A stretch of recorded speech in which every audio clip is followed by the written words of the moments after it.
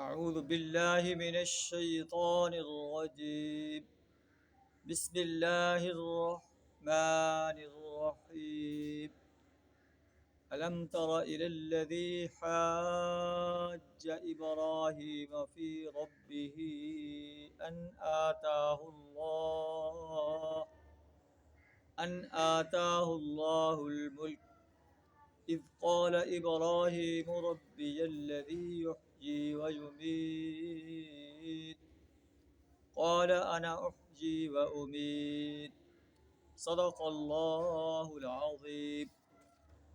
گزشتہ آیت میں ہم نے پڑھا تھا کہ اللہ ان لوگوں کا دوست ہے، کارساز ہے جو ایمان لائے ہیں، انہیں اندھیروں سے نکال کر روشنی کی طرف لاتا ہے، اور وہ لوگ جو کافر ہیں ان کے دوست شیاطین ہیں، طاغوت ہیں، جو انہیں روشنی سے نکال کر جو ہے اندھیروں کی طرف لاتے ہیں۔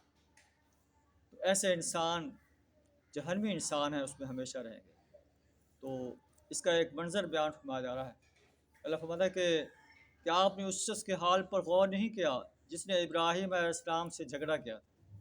یہ نمرود عراق کا بادشاہ تھا جو عراق پر حکمران تھا، اور وہ کہتا تھا کہ میں جو چاہوں کروں، جس کو چاہوں غلط کہہ دوں، جس کو چاہوں صحیح کہہ دوں، میری زبان میرا قانون ہے۔ تو سیاسی خدائی کا دعویٰ کرتا تھا، سیاسی اقتدار کے دعوے کے ساتھ وہ کہتا تھا کہ سب کچھ میرے ہاتھ میں ہے۔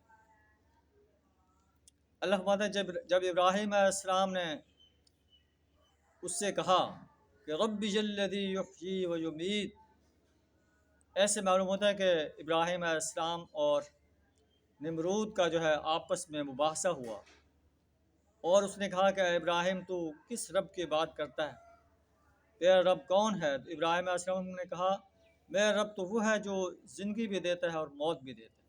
اس نے کہا یہ تو میں بھی کر سکتا ہوں۔ اس نے 2 آدمی بلوائے، ایک کو قتل کر دیا، ایک کو زندہ چھوڑ دیا۔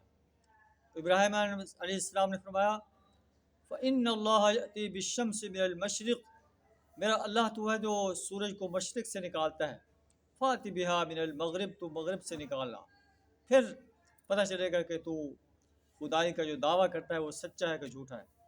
فَبُهِتَ الَّذِي كَفَرَ، اس پر وہ کافر جو ہے نمرود ششدر رہ گیا، لیکن اس نے ایمان قبول نہیں کیا، اللہ کی وحدانیت کا اقرار نہیں کیا،